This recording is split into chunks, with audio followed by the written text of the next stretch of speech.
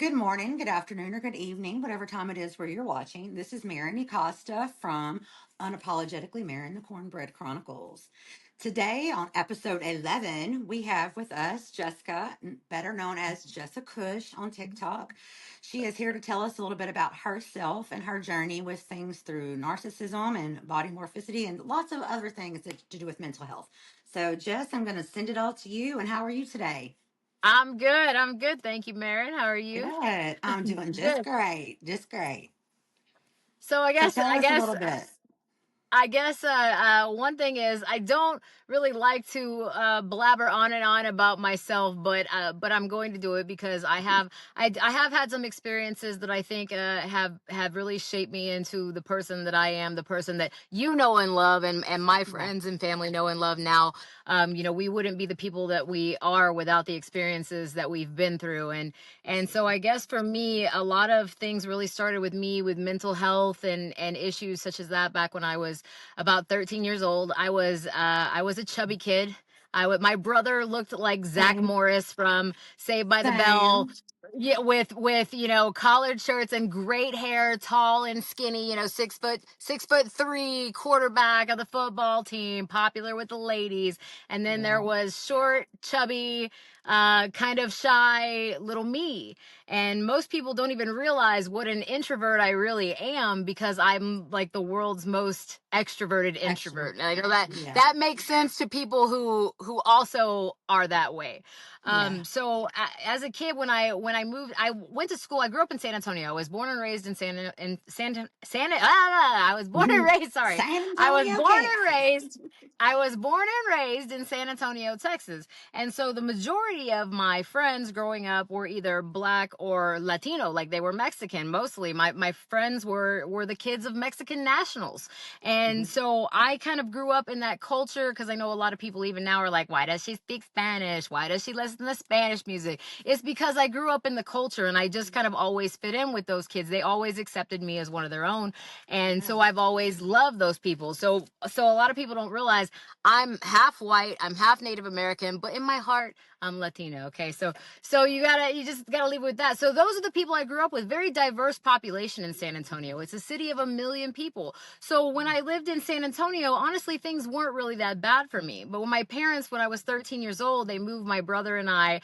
My brother got into trouble, as he always did, and they moved him schools completely. Like he walked in on a drug deal in the bathroom. The guy had a knife to his throat, and he said, "If you tell anybody, that's it. You're done." So my parents up and moved us out to go to school where my cousins went, which was literally like and I don't mean this in a bad way. It was just the whitest town I'd ever been to in my entire life. It's a French Culture German shock. town. It was, well, Whether you're, yeah, yeah. Castroville, Texas, and it's an Alsatian town, so it's a French German town. And so when I got there, it's like those kids had all grown up together. It was a very Yes. small town. Those kids had all grown up together. And because I've talked about this a few times with some of my friends that, they were bigger girls and stuff too, but they didn't get made fun of and stuff the way that I did, but it's because I was an outsider. They all grew Yeah. up together and I wasn't there. So, I didn't have boyfriends. I didn't have things like that. I was in the band. Those were my friends. Like when I got there, it was like the awkward kids in band from seventh Yeah. grade. I moved out there. Those were my friends. All the boys were horribly mean to me, and I even looking back, I wouldn't say I was an ugly kid, but I was chubby and I was a little awkward and kind of a nerd, and so people, how they are, they look at what's on the outside, and especially back then, because that was in the 90s, not Yeah. telling my age, but that, and kids were mean. We didn't have all this, like, be kind to everybody. Like, kids were just Right. straight up mean a lot of times. So I remember being 13 years old and not really understanding or knowing what depression was, but feeling like there was a dark cloud over my head. And I remember asking my mom, like, do any of these issues run in our family, like anxiety, depression, like, do these, because I feel like I shouldn't be feeling this way. Like, I feel like this isn't normal. I was writing in notebooks how I hated myself and I just wish I looked different or that I didn't Yeah. exist, like it was really, I was an emo kid, I guess, before there were emo kids, you know what I'm saying? Yeah. So I And I you're the had new this kid at a discussion with very my sensitive age.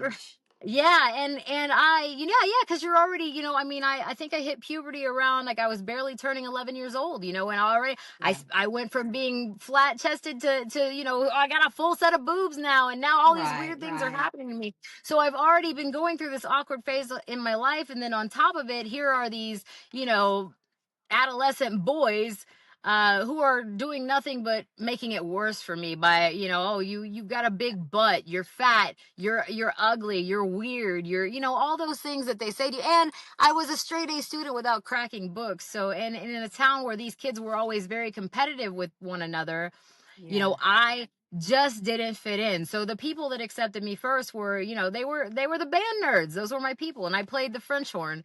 And and my friends played the trumpet, and they played the trombone, and they played, you know what I mean? Like, I we played the weren't on the drum clarinet. line.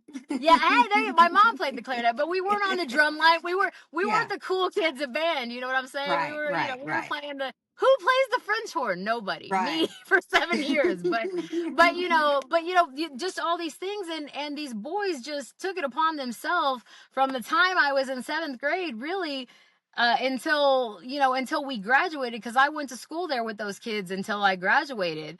And so you're talking 5 years of hell and torture from the same people, just for no reason, because I was never unkind to anybody. You know what I'm saying? Right, Like I said, right. my friends were the nerds. So for me, my early outlets and my early releases were, I was in the band, so I did things with the band kids, and then I joined theater because my thing was, I had things I wanted to say, and things I wanted to do, but as me, I felt like I couldn't do them. But when I got on a Mhm. stage, You could I was act and be another someone person. else. I Hmm. didn't have to be me. I got to hide from my own self and my own problems and all that stuff, because the more I dug deep into, like, what's going on in my head, my mom's telling me, like, no, that nobody suffers from any of that sort of thing, right? Right. So okay, so I have my band friends, and they're awesome, and then I get into theater. I become the president of the Thespian Society. I'm in student council, so here I found, like, a crew of some misfit nerds, right, that I kind of Yeah. just wiggled my way into, and I felt halfway accepted. So In theater before theater was cool. yeah, I was I in was theater too. I before was in theater was theater too. cool. And now, like theater kids are the cool kids. But it wasn't And like what's that back in the 90s. Yeah, no. And what's funny is my dad, and my parents will tell you this, and they have videos and everything, like VHS tapes. Okay. That's how old I Uh-huh.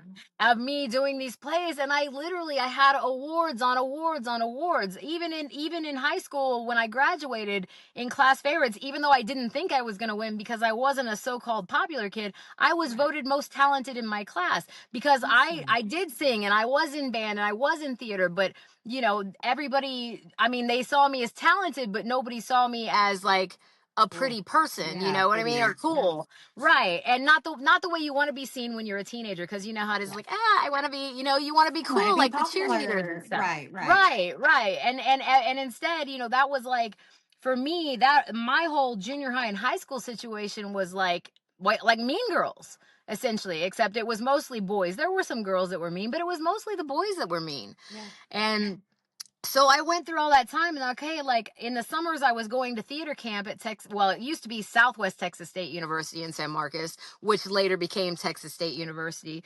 But I would go to their theater camp in the summer, and that's where I met, like, even more friends that, like, really made me feel like it was okay to be myself. And so I just kind of started doing that. But when I finally graduated high school, I ended up going to Southwest Texas, which, Hmm. by the time I graduated, was Texas State. So we'll just refer to it as Texas State because that's what it is now. But that's where Yeah. I ended up going to college. So I go to college, and okay, here we're back to where I have a very diverse population of people, and I feel more like I fit in than I Yeah. ever have, because there, as much as I might think I'm a weirdo, there's somebody weirder There. than me here, right? Like, Right. There's a bunch of there's weirdos here. right. Yeah. It's just a whole bunch of weirdos I gathered can in be the one place to queen of the learn. weirdos now. Exactly. I'm like, okay, so it wasn't so clicky and stuff like high school, but as I'm away from home, and mind you, I'm only like an hour and a half from my parents,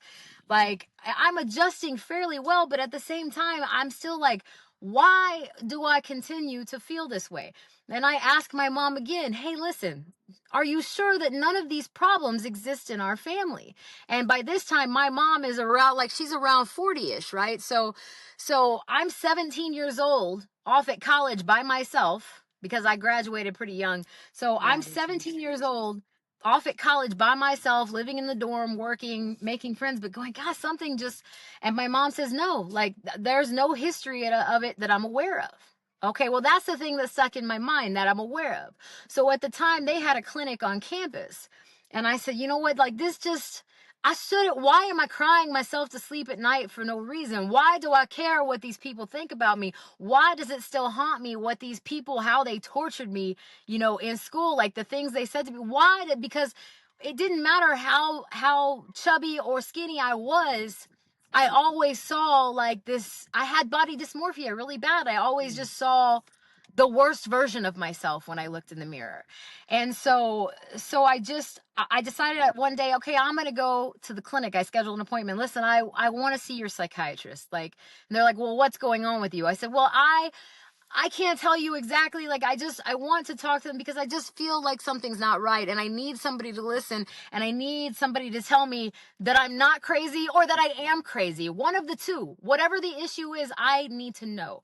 So I end up meeting with this psychiatrist who then at the age of 17 diagnoses me with anxiety and depression and thinks I might be borderline bipolar.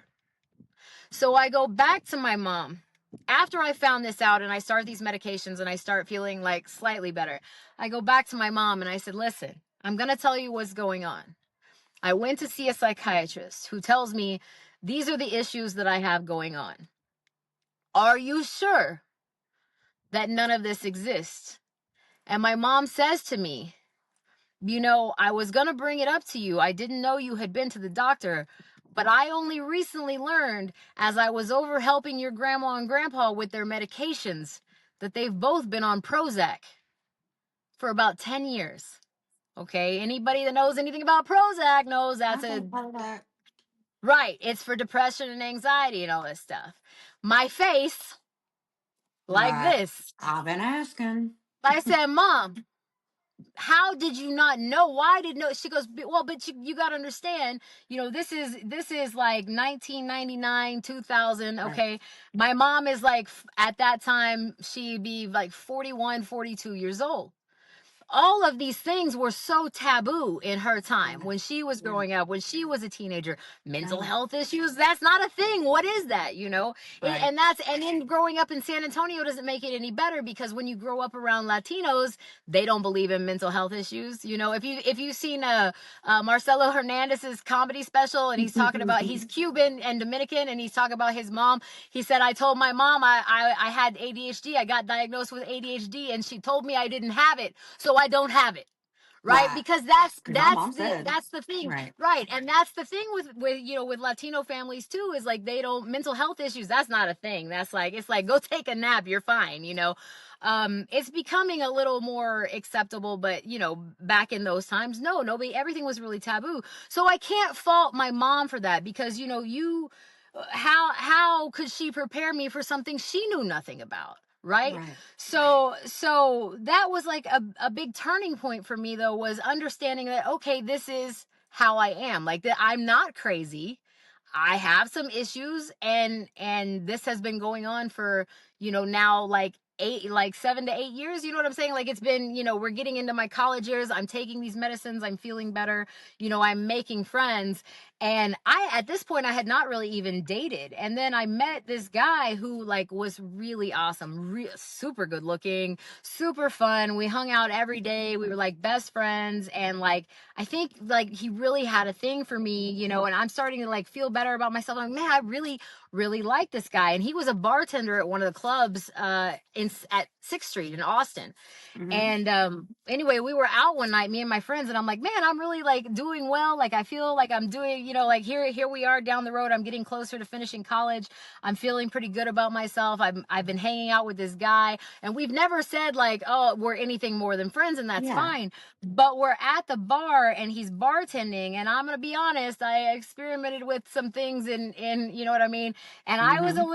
I was a little faded at the time, but I remember very clearly because it sobered me up so fast. And he was talking to one of his bartender friends, and I have super hearing, mind you. And he was talking to one of his bartender friends who was like, man, Jess is like, that's like the coolest chick I've ever met in my life. Like, she is so cool. And the guy, well, I'm not going to say his name, but he says to his friend, she's amazing. Like, in all honesty, she's the girl of my dreams. And if she had a better Oh, body, I would fuck her. If she had a better had a body, better I would. body. Mm, mm, mm. Instantly sober. Instantly Instantly sober. sober. Yeah. Instantly sober. Because why did that come into the conversation? So here, all of a sudden, I went from like, I'm having a good time, I'm out, I'm dancing, I'm with my So you friends, are things are damn. going good, Yeah. to my fucking heart just got stomped on. And Yeah. now all this work I've done took me right back to where I was when all those boys in junior high and high school were bullying me. Yep. So all my confidence went out the window. Makes it So I worse because you graduated. have feelings for him. Right. And I could have cared less if we were ever going to be a couple, but he was like literally one of my best friends Yeah. too. And one of the Right. people, like, I cherished his friendship, so it didn't matter if he didn't want to be with me. That is not something that ever should have come out of his mouth. You know what I'm Right. saying? No. Yeah. And Absolutely. so here I am, by the time I graduate, well, I graduated college in 2004, which is Having before to some of my count boyfriends were fingers born. I'm like, which is before some of my before boyfriends my were born. No, I'm boyfriends are just kidding. born. Just kidding. No, they were like, they were at least, they were at least walking and stuff by then. But anyway, that's not the point. Hey, my husband's Uh, 6 years younger than me, girl. I but hear it all the time. all I'm a right. cougar. I So get it. so so here I am now graduating college. I got a job, and I'm working there, and and things are okay, and I finally, I start dating. And mind you, already at this point dating younger men. I would have been like 23, so I'm dating like a 21-year-old, Yeah. everything's cool, but it's just this slew of like these few guys that I end up dating. They're just losers, to say the least, right? I'm the one with the car, I'm the one with the good job, I'm the one with the money. They're just losers. But part of Same. it is me going, like, I'm a fat girl, who's gonna want me, right? Because this Yep. is in the time when in society, like, heroin chic was in, you know what I'm saying? The Right. Kate Exactly. Mosses of the world. Yeah. Everybody's this big around. Nobody's got ass. That was not Nobody a cares thing, about right? So curves and thick. right, right. Uh-uh. Nobody's into that, right? Nobody's into that. So, here I am back to feeling this way about myself. So I start going to the gym, I start doing all this stuff, but it just, when I look in the mirror, that's all I see. So in my mind, as I am trying to figure out how to love myself and accept it, and I don't have this body confidence, or even just this confidence in general. I am just in it with the wrong kind of dudes. They just, you know what I mean? Like, they Yeah. just, hey, can I borrow money? Hey, can you give me a ride here? Hey, can I sleep on your couch, kind of deal, right? Right. But Right. part of me in my brain, because of how I've been pounded down by the world, is, well, what if I don't find anything better than this? What if nobody ever loves me? Right. So I ended up meeting this guy. This was, let's see, in 2000 and, I want to say 2006 or 2007. I met this guy. I met him on Facebook, and this was before Facebook dating or any of that. It's just, he happened, I guess, to see my profile and comment on a post, and we got to talking, and I thought he was pretty funny. And well, I'll just tell you, his name was Wes. So anyway, Wes and I end up meeting up. He's from Oak Cliff in Dallas area, and so we end up meeting up, hanging out. We end up dating, and at that time, my brother's going through divorce number one or two. I can't remember. He's had so many. And Sorry, so bro. my brother's going through a divorce. Like, he's having a very bitter custody battle with his soon to be ex-wife. Things are not great there. She's a crackhead. He's trying to, like, up and move away and get away from all that stuff down there. So my brother up and moves himself, his his girlfriend, who is now his new baby mama, to to Oklahoma. They moved to Oklahoma. And shortly after, my parents buy land and move to Oklahoma. And I'm in San Antonio in this fancy ass, expensive ass apartment by myself without my dad, who is my best friend in the whole world, and my mom, who I love dearly, going, well, what the fuck do I do now? Because now I'm on my own. Now I have no support system. I'm having all these mental issues. I'm feeling bad about myself. Literally, there was a point in time where I was so down on myself that my mom was trying to get a hold of me for days. They had already moved and she's trying to get a hold of me for days. She finally sent my uncle over to my apartment. I wasn't answering anybody's calls. Do you know where I was for almost a week? In my closet. In my Wow. closet. Because my depression had spiraled so bad, because in my mind, even though I'm taking these meds and I'm trying to do the things the therapist has told me to do, none of it's working. And now my whole support system is gone. My whole life is fucked. It's flipped Right. upside down. The people I love most are 7 hours away from me. Right. So my dad That's says, hard. listen, your mom and I are going to buy your great grandparents' old house. It's a little bitty house. You and I will fix it up. You come here. Like, come here. You don't have to live with us. You don't have to live at your grandma's house. You can come here. We're going to put you in that little house. And if your boyfriend wants to move up here with you, then he can come too. So I talked to Wes. I said, okay, look, my parents are up there. Like, I've been stopping by, to see you on my way to see them. Like, why don't you just move up there with me? Big mistake. But anyway, so we move in together, and we're together for like 3.5 years. We got engaged literally. I just and and things are going like a little better. I'm starting to feel a little better. My mom and I talked about what could we do to improve ourselves, because my mom's having a lot of the same like body issues and stuff as well, except she's in her 40s at this point, you know what I mean? So she's really Yeah. having them more because, she's had kids at this point. I've had no children. I haven't been married. She's been through all these things. So the gastric sleeve surgery had just come around, right? That was the new thing. Like, gastric Mhm. bypass had been around forever, but the gastric sleeve had just come out. So I guess this was 2008. And mom and I decide we're both going to go have this gastric sleeve done, because at this point I'm up to almost 300 pounds, if you can believe that. But I am. And that's the person I'm seeing, even when I was thinner, that's the person I saw. And Yeah. I just couldn't do it anymore. So mom and I decided, okay, for our mental health, maybe that's the thing that's missing. If we can go and if we can drop this weight and learn to keep it off and learn to live better and be better, maybe that helps. So we have this surgery and I lose 110 pounds. All of a sudden, coupled with my therapy and my medications and just trying to take care of myself a little bit better, I have this burst of confidence. And I'm like, okay, so this guy, Wes, that I've been with, he's a gamer, right? That's all he ever wants to do, play video games. Since he doesn't go outside, he don't ever want to do nothing else. He's just, and the more I'm thinking about it, more like, this is not for me. And then one day I find him, like, I catch him peeing sitting down. And I was just like, no, I'm done. Like, I'm done. I literally walked out of the house. Now I am literally 2 weeks away from supposed to being marrying this guy. Two Yeah, I weeks forgot away you're from a engaged. wedding. Yeah. And, and I walk out of the house and he's like, where are you going? And I said, I'm going to my parents' house. We've put down a deposit on all these things, right? All my parents have paid out all this money. And I'm looking and I'm thinking, God, like I just had this epiphany. I think it was when I accidentally burst into the bathroom and saw him sitting down to pee, not to take a dump, you know what I mean? Like to pee. Yeah. And I was like, okay, so I leave, I go to my parents' house, and this is like 1 o'clock in the morning. And I knock on my parents' door. My dad comes to the door with a gun in his hand. He's got his Glock in his Yeah. hand. Because who the fuck is Who's coming knocking here on at his 1 door a.m, banging in on the my middle of door? the Yeah. night? Yeah, in rural Oklahoma, right? And my dad's like, he's like, you're lucky I didn't fucking shoot first and ask questions later. I was like, I know. Okay. And I should have called, but I was like, I'm a little distraught. And he goes, well, come in. I said, I need to talk to you and mom. He says, okay.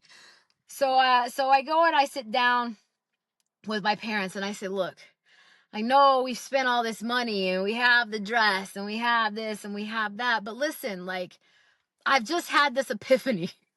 My dad, and so I tell my dad, I'm like, that's not the person I want to be with. That's not my person. Like, he doesn't like any of the same things I do. He doesn't like, he doesn't, that's not my person. And my dad's like, well, we've been trying to tell you you were better than that for a while, but we can't make those decisions for you.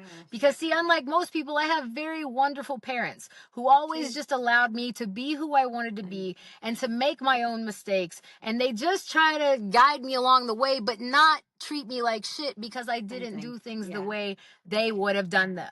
So my parents, you know, my parents were really cool about it. My dad said, I say to my dad, I said, listen, like, we paid for all this shit, but like, would you guys be terribly unhappy if I didn't marry him?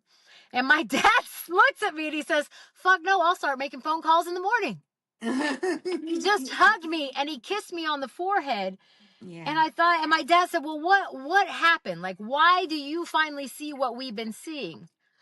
And I said, I don't know, Dad, you know, I've been working on myself since having the surgery and looking at myself and trying to tell myself that I'm okay with who I am and that I love myself and, you know, and I'm a beautiful person inside and out.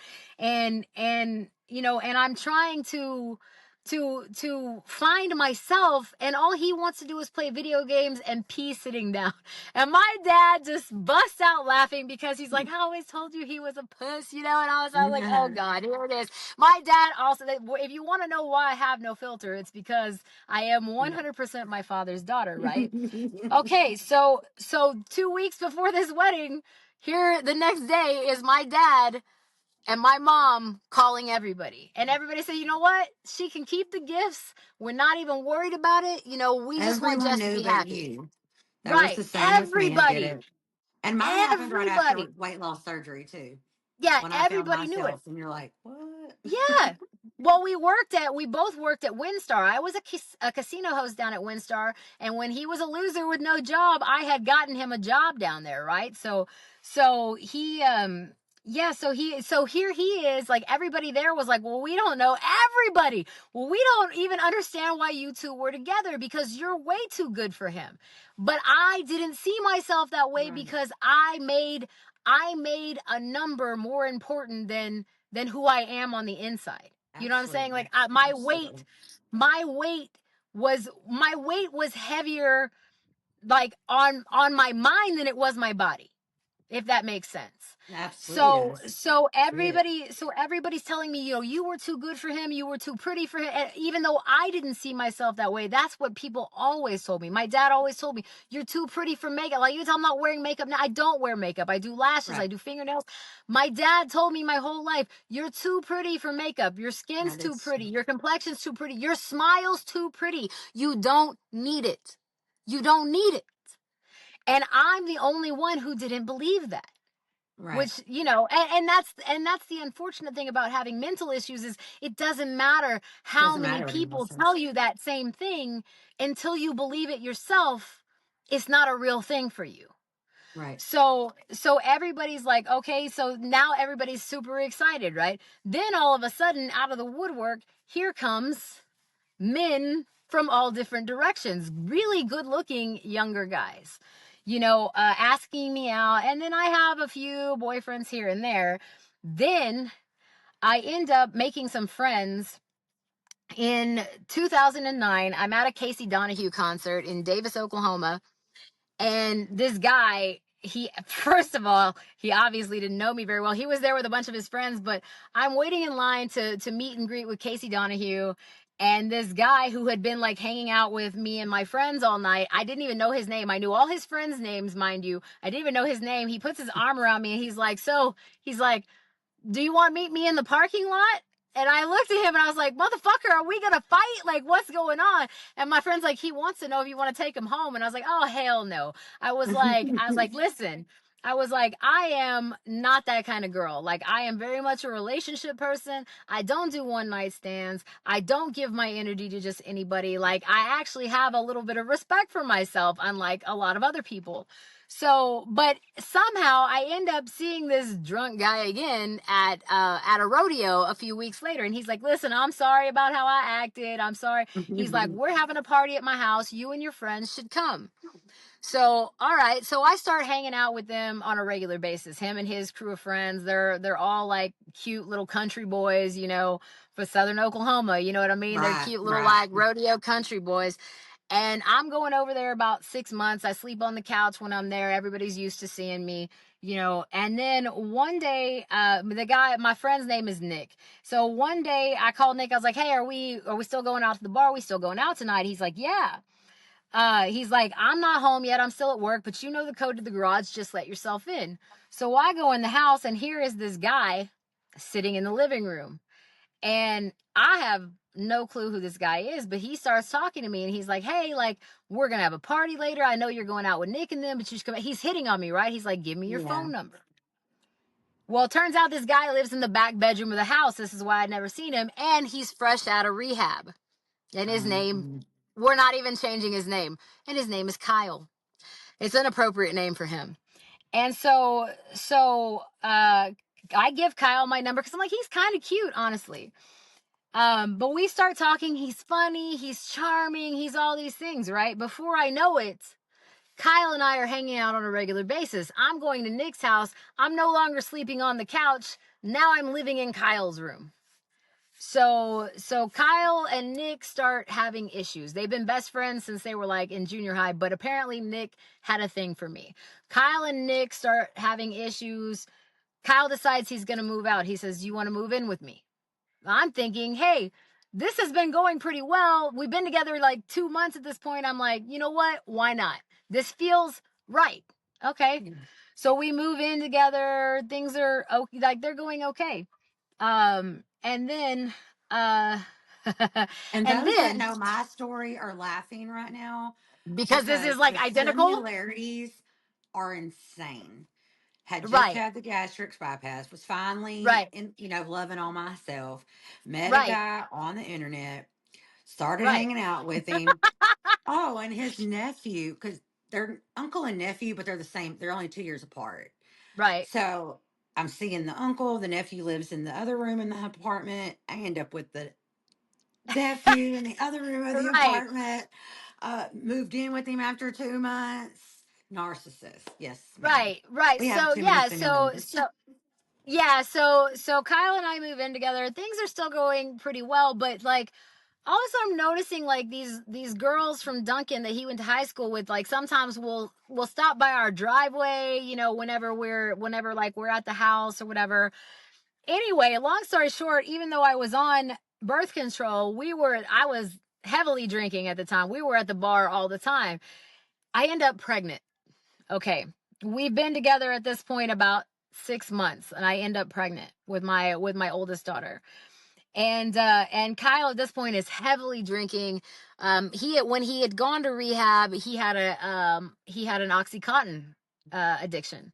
And so, he had been clean, but then he started kind of dabbling again, and then he started drinking a lot again, and then these girls would start coming around.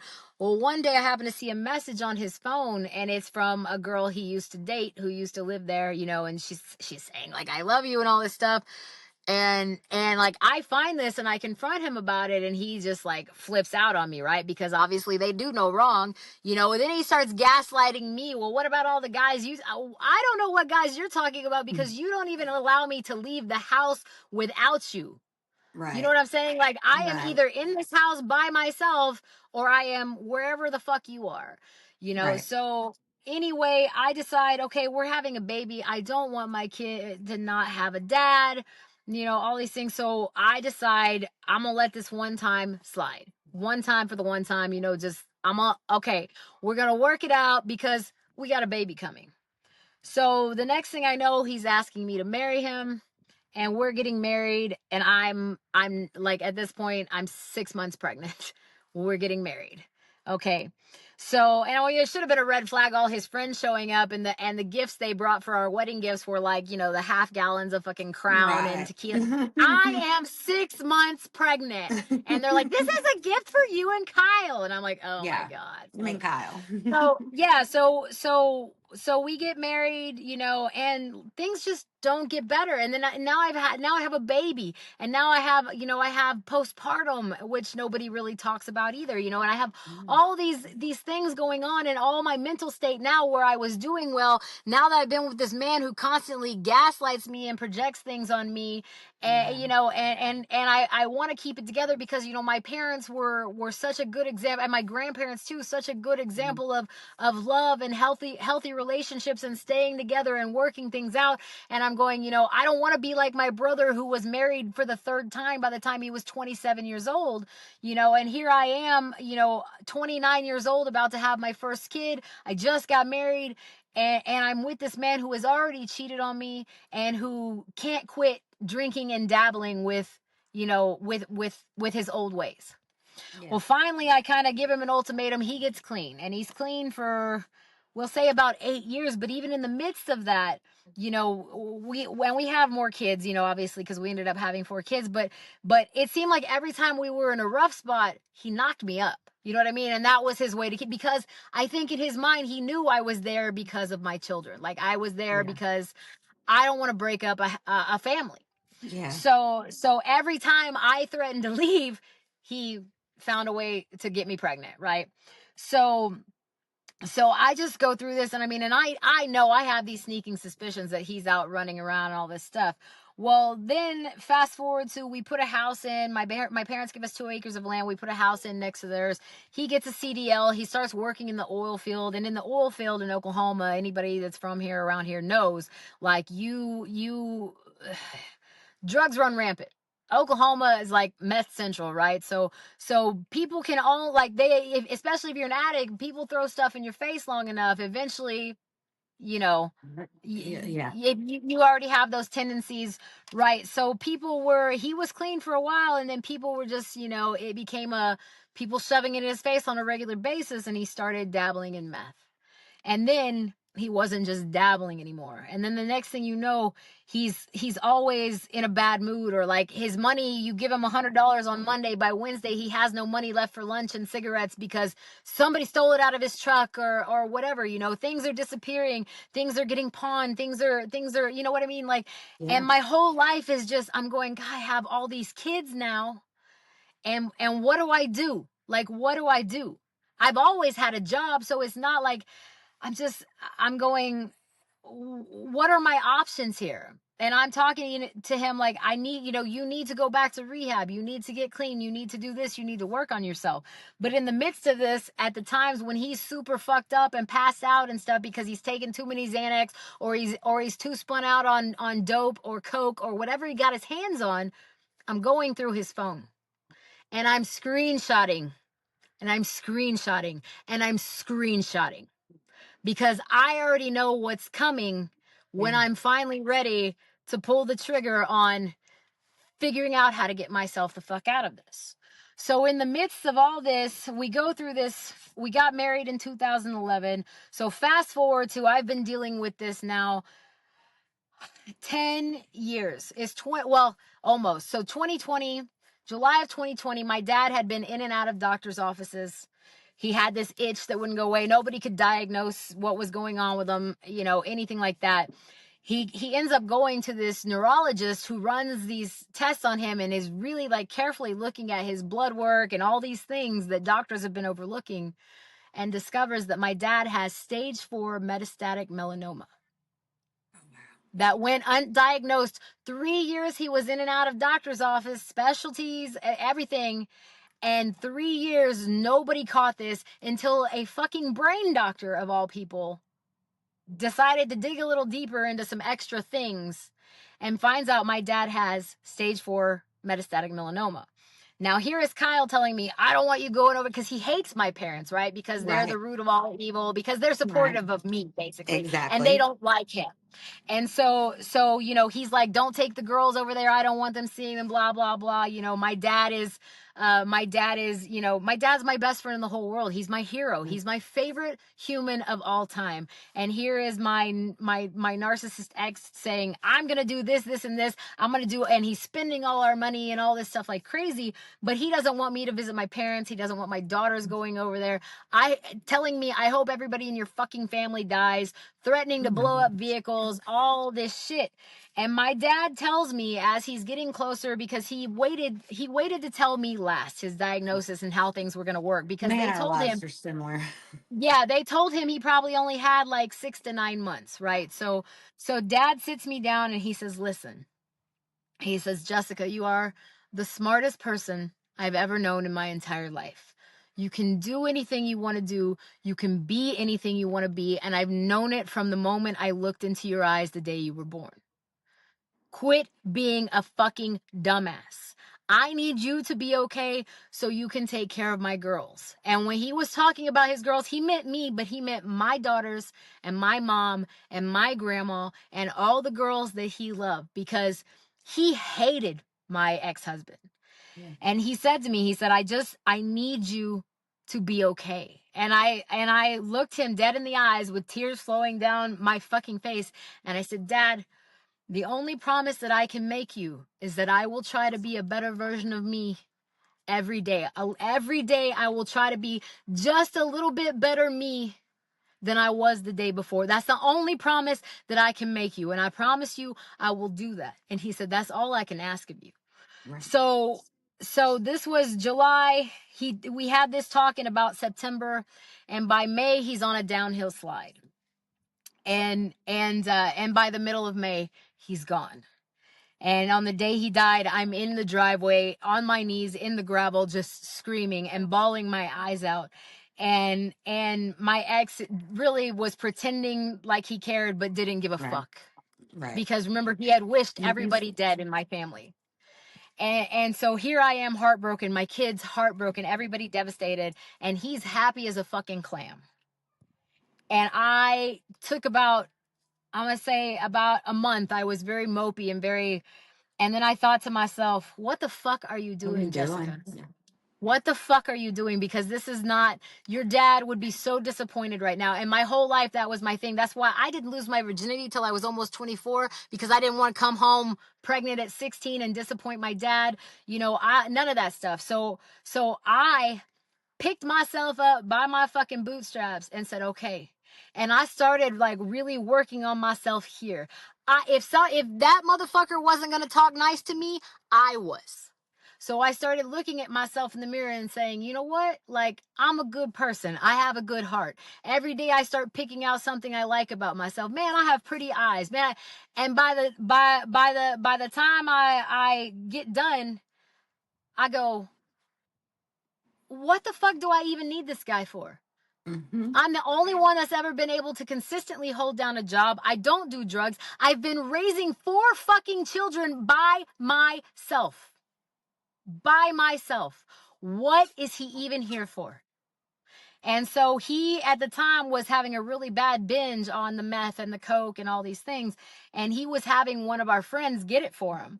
And this friend of ours calls me, because he was really better friends with me. And he said, look, he just called me and asked me to get him this shit. And I don't want to do it because I already know what goes on. And I told him, I said, listen, I know you love me. And if you love me, you're going to go get that for him. And he's like, we're on FaceTime. And he looked at me really funny. And I said, listen, I told him that the last time was the last time. So he says this is the last time, and this is his last time. I said, you go get him that.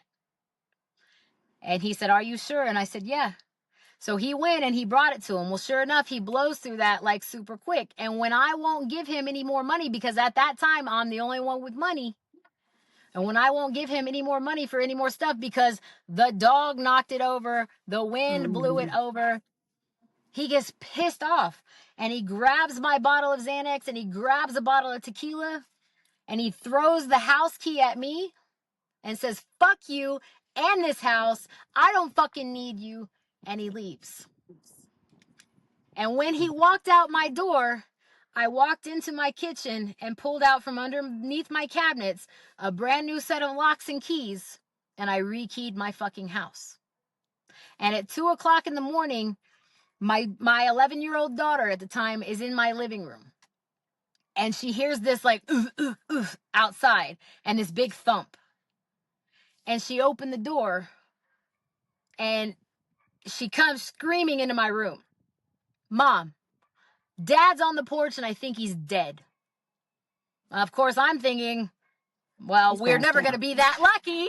But Right, right. let's see what. So I get up, and sure as shit, he's eaten half a bottle of Xanax, drank this bottle of tequila, been out driving around, could have killed people, didn't give a fuck. And he's on my porch. And so I backpack him into my house, and I called his parents, and I said, you need to come get your motherfucking son, because he is no longer my problem, and he is no longer welcome in my house with me and my children. And when he came to enough and his parents got here, they walked him out. And that's the last time he's been in my fucking house. It has been over 3 years. And it took him over 2 years to give me a divorce, because Oh, yeah. if you saw pictures of me when I was with my ex, everybody now, oh, you're so pretty and this, that, and the other. This took a lot of fucking work, a lot of internal work. But I prefer to be a pretty person on the inside, and it comes to the outside, because I have never changed who I was except for when I was with him. I doled myself down. He sucked the life out of me. He sucked the absolute life out of me, drained me. And anybody that hasn't seen me in years, when they see me now, like since I've been away from him, they're like, "Oh my God." Like, You're a totally different "Oh my person and God, shit. like who even are you?" Because what he didn't realize is the love he wasn't giving me, when he was punishing me by like, oh, he doesn't want you, and he was lying in bed trying to die and whatever else, and putting us through hell, and screaming at at the time, my 9-year-old daughter, that she was a stupid fucking bitch because she wasn't as bubbly and outgoing as my other 3 children, because she was a little bit different. Like, when he was doing all that, I was telling my kids, I love you no matter what. You can be whoever you want to be. I can be whoever I want to be. I love me no matter what. I love you, and no matter what, you have me. I showed up to every game. I showed up to every parent-teacher conference. I did that because they needed that. And I put my kids in therapy when my dad died. And then 2 years later, my grandpa died. And a year later, my uncle died. And I put my kids in therapy because I broke the cycle that my mom wasn't able to break, because she didn't have the knowledge. Right. She didn't know that was a problem. I knew.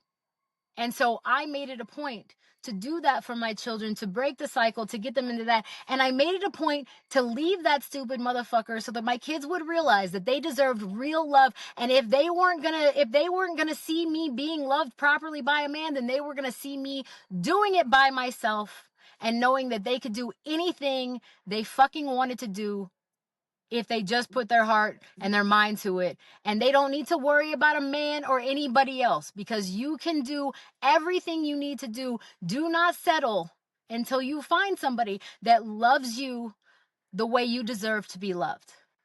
Don't live Amen. through the hell that I lived through. Yeah. Right. So I mean, it was a lot, and there's a lot cut out in the middle of that, but it's just, going through all that, when you being with somebody who was a narcissist and constantly gaslighting me, and pardon my French, but whose dick are you sucking? Because he was the one out doing those Right. things. Oh, yeah. And I Yeah. was here with my kids and not even allowed to have friends. And when I got rid of him, all the other parents in town that had seen me at the games and stuff with him, once they realized he was gone, it was, hey, we'll help you get the girls to their practices. We'll help you with this. My community showed up for me because Yes. they knew the hell I had been through. They knew, they could see his character, and they could see mine too. And everybody knew I deserved better. So when I finally made that leap, which scared the fuck out of me, because I went, okay, like I literally, people don't understand that I sat my children down and I said, listen, if your dad and I weren't together anymore, would you guys, do you think you would be okay? And all my kids said to me was, can we still see him if we want to. And I said, of course. They said, would we still live with you? I said, yes. I said, there's not a doubt in my mind that the judge would give me custody. I said, you would still live with me, but if you want to see your dad, if you want to be involved with him, you could. And they said, okay, then it's time for you to leave. It's time. That's fine. We'll be okay, Mom. And I Yeah. just bawled, and I'm going to bawl now. But I just Because bawled they because saw it. all that time I was holding that shit together. I thought I was doing it for them. They're the You were ones who doing told it me, for let it them, but go. they were holding you up You, too. they decided I had done so much. I deserved to be happy too, and they knew I wasn't. And they knew it was better for us to be without him and them just see him at their own will than for me to try to stay and make it work just so we could be, for outward purposes, looking like a full, complete, happy little family, because we were anything but. Right. But in the 3 years since he's been gone, my kids are so much happier and healthier.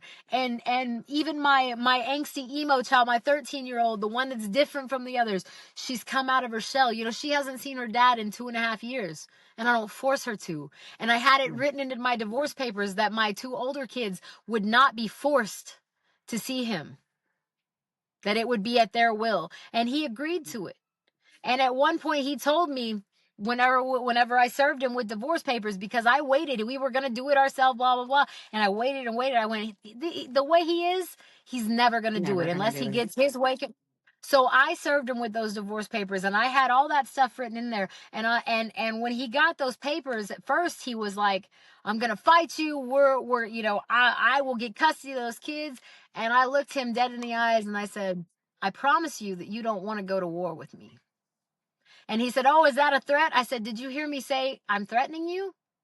I said, I promise you. I said, because don't get me started on all the audio, video, screenshot. Where would you like me to start? If you really want to go to war with me, let's dance. Because I'm ADHD, I delete nothing. I have years of text messages, years of video, years of audio. So you want to dance? Let's dance, buddy, because I'm ready. Are you? There you go. And after that, he said, I'll see you at the courthouse on this date. He goes, all I want is to not lose my parental rights. I want to be able to see my kids. And I just want to have some sort of input in what goes on. Period. Yeah. But it took so much work on myself, I am just now at a point in my life where I love myself. And people will go, obviously we know famously now I'm a cougar, right? Like I've got all these hot 20 something year old Latino guys like just begging to date me, to go out with me, all these things, right? But it's not because I'm not rich. It's not that. It's my aura. It's my vibe. It's because I went back to being who I was. I found myself again, even after being with somebody who tried to break me and did. He almost broke me completely. I almost lost that battle within myself. And if it wasn't for my dad constantly being in my head, even after he was gone, and raising me the way that he did not take shit from anybody, and telling me all those years, you're beautiful, you're smart, you're capable, you can do anything you want. If those words weren't constantly ringing in my head, I never would have made it out alive. Never. I'm convinced I would have died in that marriage. And my kids would have ended up completely fucked up, because living with him, he was never going to let them just be the little people they want to be. I just let them be. And they're magical little humans, every single one of them. But that's not his doing. Right. That's you. that's me. That's me. I'm Because glad you I know that. didn't want them. Yeah, I didn't want them to have to go through what I went through. I wanted to prepare them ahead of time. I've already made these mistakes. Use my story as an example for what not to do, and learn to love yourself now. Yeah. Because it's much harder as you get older. So now, even now, as I am, sometimes I'll have a down day and I'll look in the mirror and go, ugh.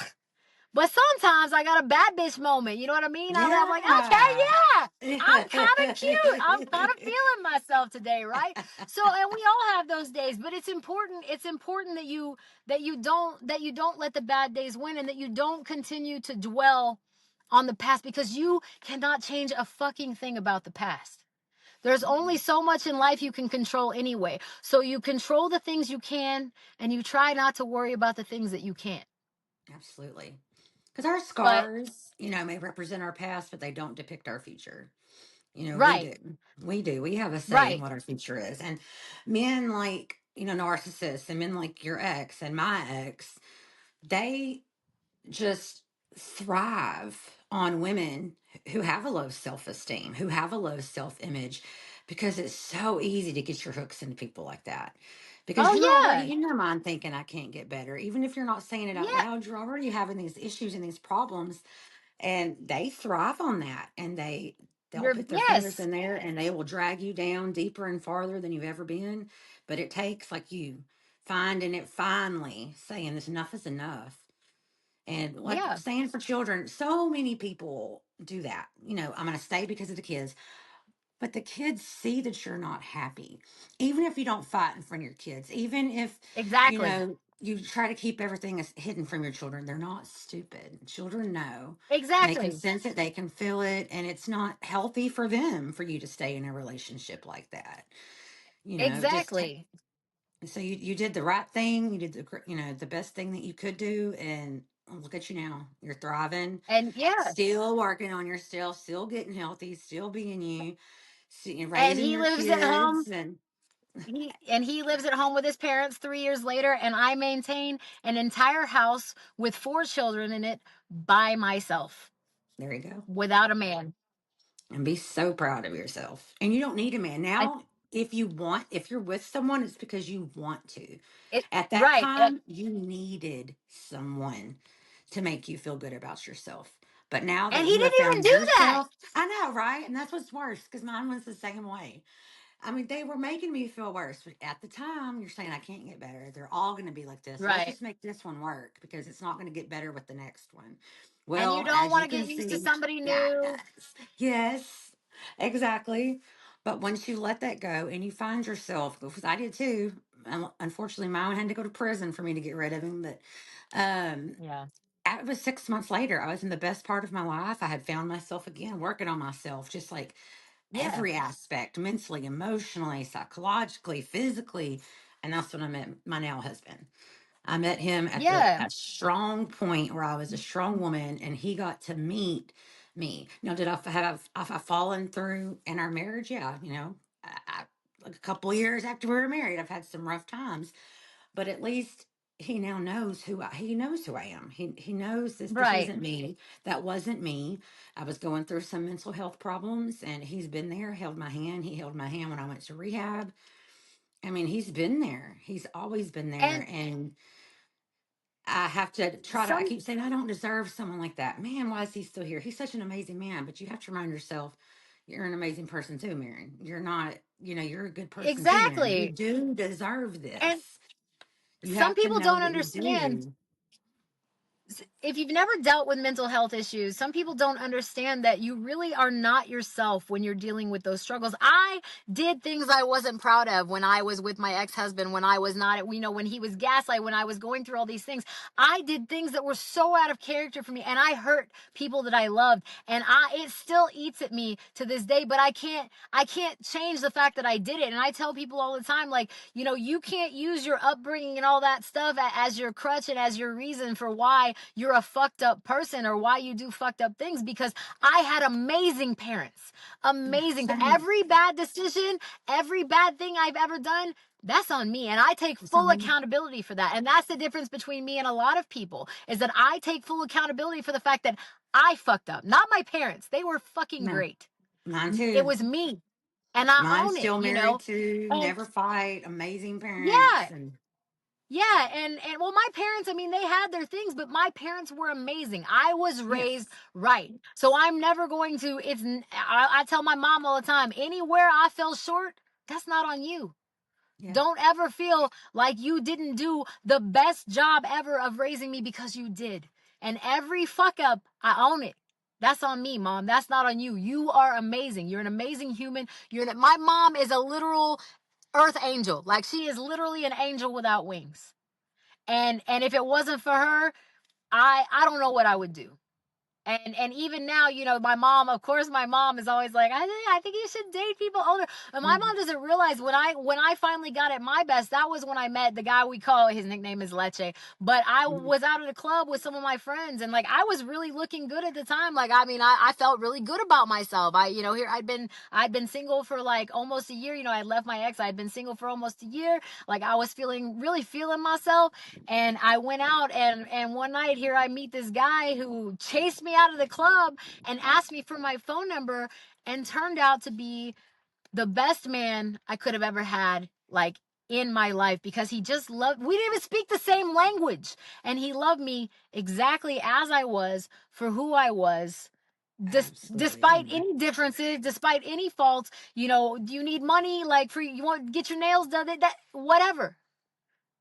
Just this man who just loved me. Didn't ask me Right. for money. Didn't The first man I'd ever been with that didn't ask me for money or anything else.